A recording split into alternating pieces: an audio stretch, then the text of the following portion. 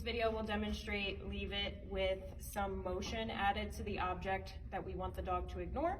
So this is to mimic I drop a pill when I'm in the bathroom, or I drop food off of the countertop, because leaving a stationary object alone is different than leaving an object that has moved. Dogs have prey drive, and when things move, that will trigger their prey drive, so ignoring moving objects is much harder. So we're going to build up to that by dropping a treat from a pretty low height, so just a couple inches off the ground. I'm going to say the word before I drop the treat, and then I'm going to wait for my dog to either ignore it and then reward him. If he dives for it, I'm going to cover it with my foot.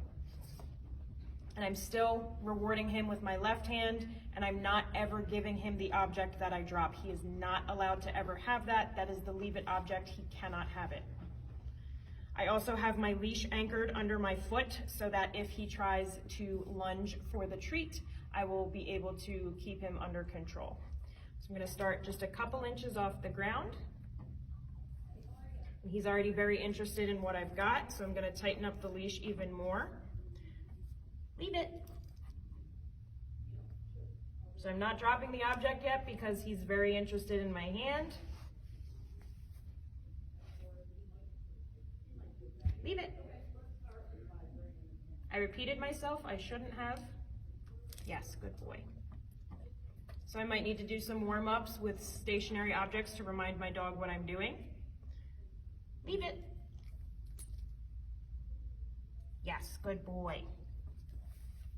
If you start dropping the treats from, let's say, this high, and that's really exciting for your dog, then start just a couple inches off the ground. So you can start really low and then build from there.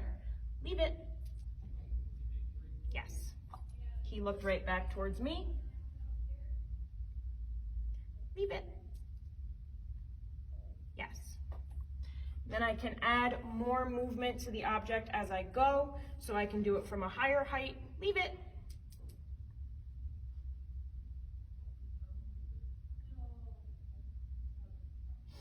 Yes.